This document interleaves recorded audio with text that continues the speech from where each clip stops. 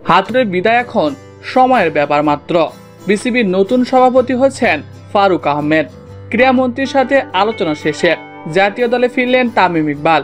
বিসিবিতে আসছে বিশাল পরিবর্তন, তাই এইসবের বিস্তারিত জানতে হলে ভিডিওটি না টেনে শেষ পর্যন্ত দেখতে থাকুন। আর আপনি যদি আমাদের চ্যানেলে নতুন হয়ে থাকেন তাহলে এখনই সাবস্ক্রাইব করে রাখুন। আর ইতিমধ্যে সাবস্ক্রাইব করে থাকলে আপনাকে অসংখ্য ধন্যবাদ। গতকাল হঠাৎ করে বিসিবিতে দেখা যায় তামিম ইকবালকে। সেখানে বর্তমান সরকারের উপদেষ্টা আসিফ মাহমুদের সাথে দেখা করেন তামিম ইকবাল। বিসিবি ঘুরে দেখান তামিম ইকবাল। সেখানে বেশ কিছু আলোচনাও হয়। মূলত তামিমকে জাতীয় দলে ফেরানোর কথা চলছে।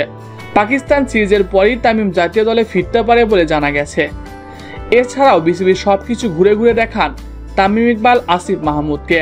অন্যদিকে হাতুড়ে সিং এর বিদায় হবে পাকিস্তান সিরিজের পরই। কারণ হিসেবে জানা যায় ফারুক আহমেদের জন্য বাদ পড়তে যাচ্ছে হাতুড়ে। অন্তর্বর্তীকালীন সময়ের জন্য বিসিবির প্রেসিডেন্ট হচ্ছে ফারুক আহমেদ। এর আগেও ফারুক আহমেদ ছিল বিসিবির সাবেক নির্বাচক। হাতুড়ের সাথে বনিবনত না হওয়ার ফলে তিনি চাকুরি হারিয়েছিলেন।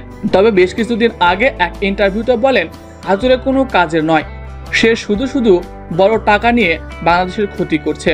আমাদের দেশে অনেক ভালো মানের কোচ আছে যারা বিসিবিতে কাজ করতে চায়, কিন্তু পাপন তাদেরকে নিত না।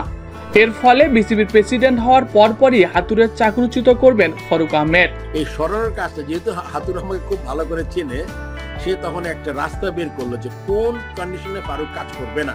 আগামীকাল বিসিবি ঘুরে দেখার পরে ক্রীড়ামন্ত্রী বলেন বিসিবিকে দুর্নীতিমুক্ত করতে চাই, আমরা ক্রিকেট পরিচালনা করতে চাই। বিসিবিতে কোনো রাজনীতি থাকবে না, খেলাধুলায় কোনো সরকার হস্তক্ষেপ করতে পারবে না।